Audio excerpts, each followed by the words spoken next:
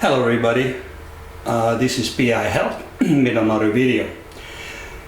This time we're going to be discussing how to obtain a rifle and shotgun permit in New York City. So we're going to go back on memory lane, 1976 September to be exact.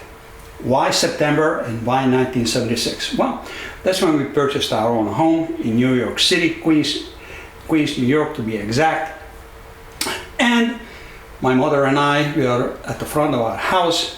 We are looking at the house from the sidewalk, and we are talking in Hungarian, of course. Okay, so what happened was, as we are looking at our house, from the left side, there's a gentleman walking toward us. My mother is looking at this gentleman, and the gentleman is looking also my mother. Then we are talking in Hungarian, and he stops and he says, "You're Hungarian?" "Yes, we are." Okay, meantime, my father comes out from the house also. And my father is looking at this gentleman also, and the gentleman is looking at my father also. Well, it turned out that we were from the same exact city. My mother was from Székesfehérvár uptown, and so was he. As a matter of fact, they were neighbors. My father knew Alex from working together in the same factory in Hungary. Okay, so what happened is he was a super, so we invited him into the house. He looked around. We were very happy, of course, and he was very happy for us, so we exchanged phone numbers, etc.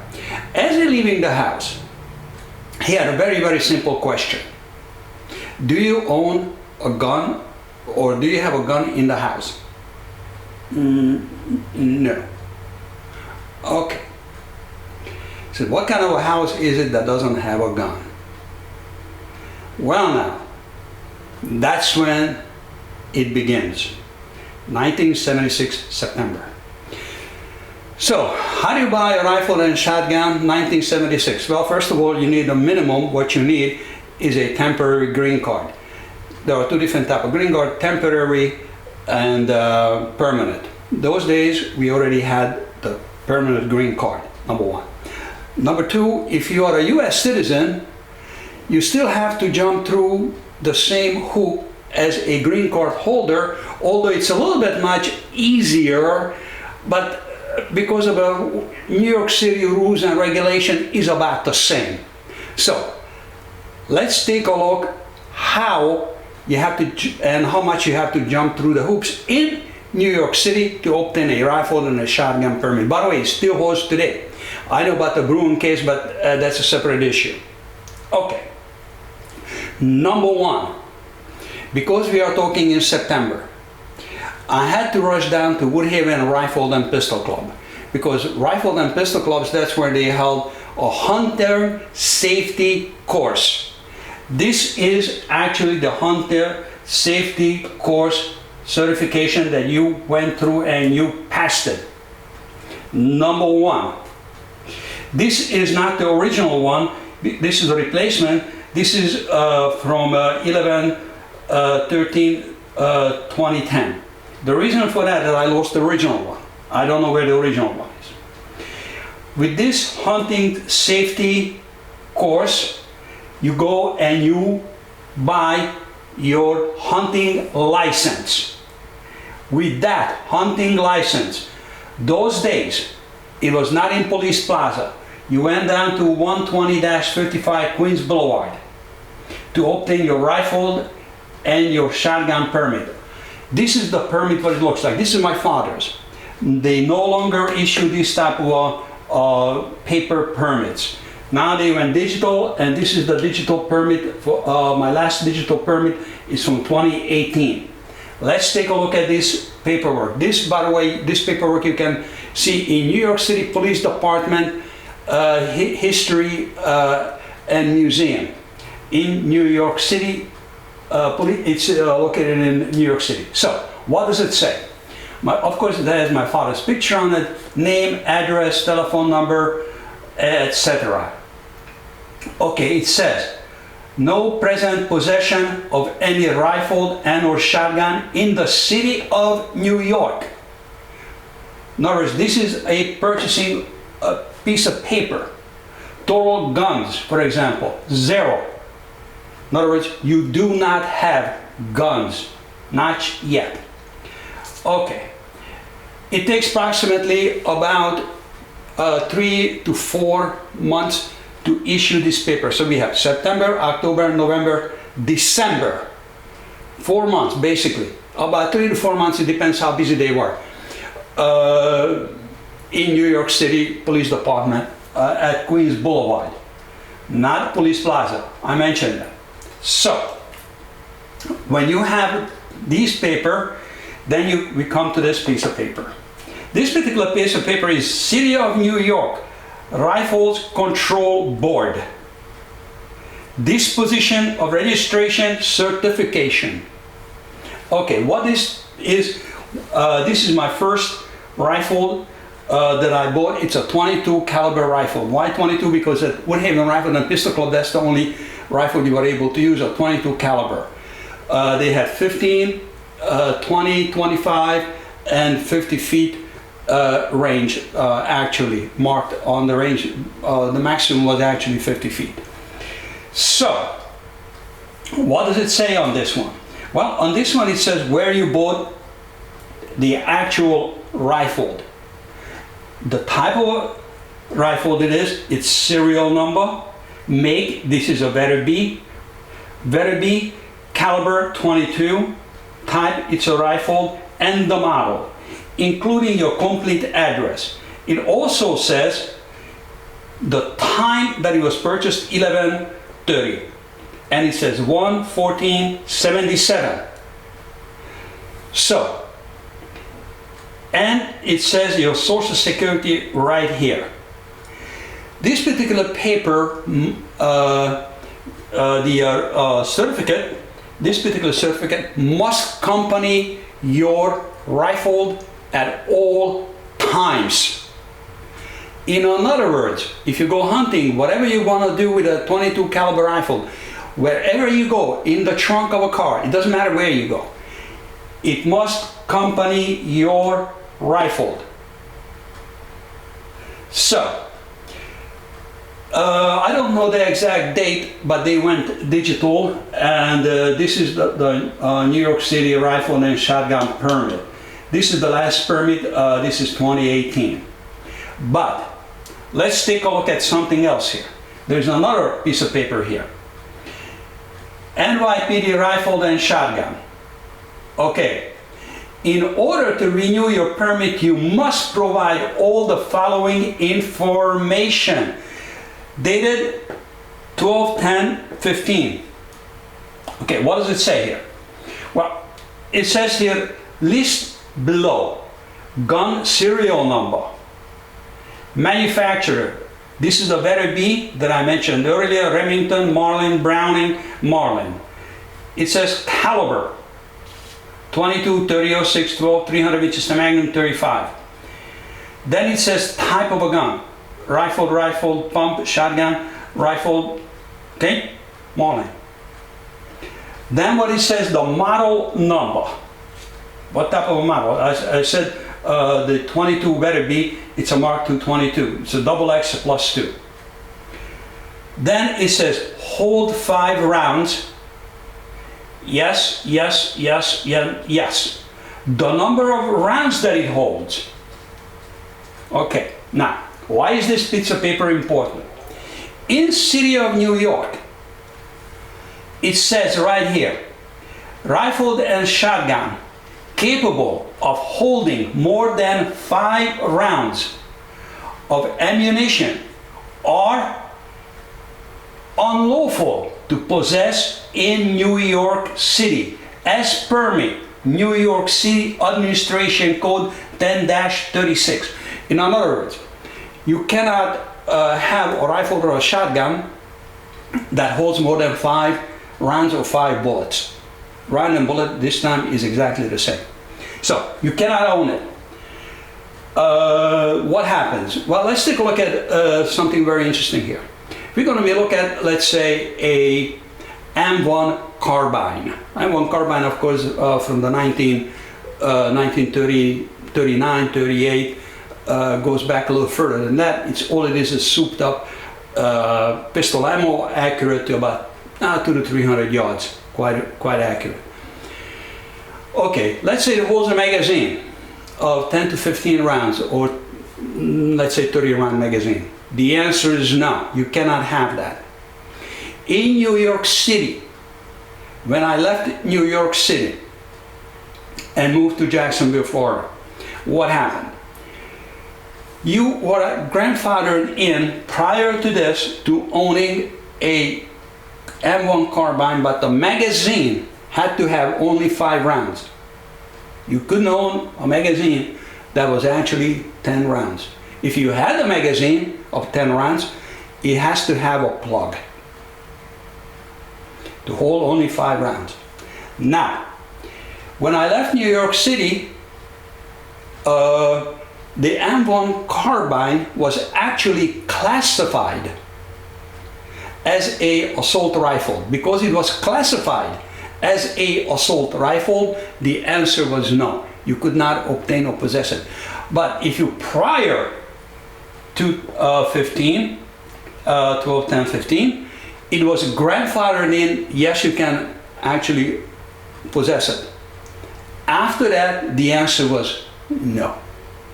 So when I left New York City, the answer was no. You could not obtain a new one or a new purchaser of the rifle because it was classified as an assault rifle.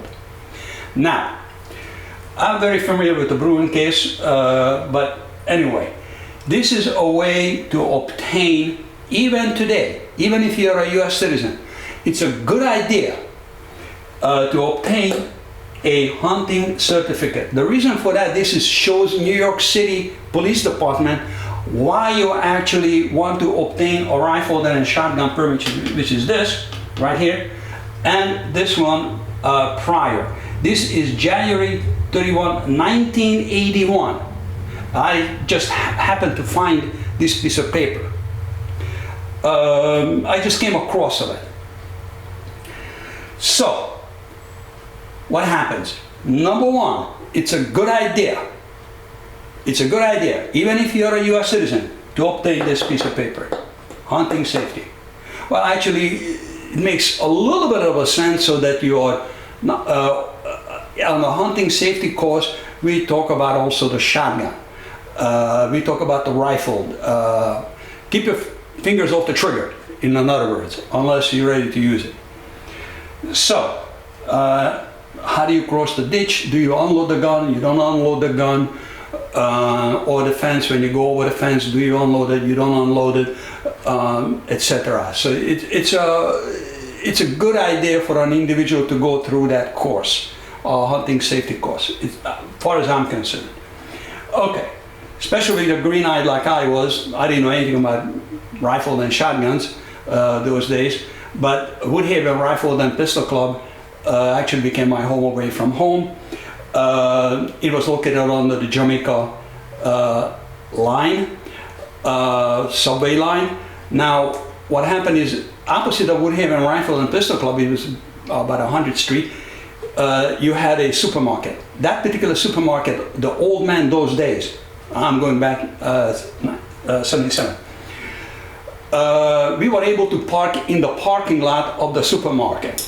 Never had a problem. That supermarket just didn't have a problem. We had police officers parked there, correctional officers, individuals with rifles and shotguns, and including handguns if you were lucky enough to own a handgun. So what happened? It was absolutely nobody mugged anybody in that shopping center. Okay, the old man retires. Here comes the new manager. The new manager turns around and says, you cannot park there anymore. Guess what happens? 2 months later, they get robbed. As a matter of fact, they get robbed almost every month because we could not park there anymore. Right? Obviously. Okay? So you take the consequences from that one. And you draw your own conclusion from that one. Now, The Rifle and Pistol Club actually was exceptionally good. The old man who actually ran the Rifle and Pistol Club, Woodhaven Rifle and Pistol Club, in this particular case was what I'm talking about. The old man actually started it back in the 1960s, 59, 60 approximately. It was, I mean, you have very, very few rifle and pistol clubs in New York City.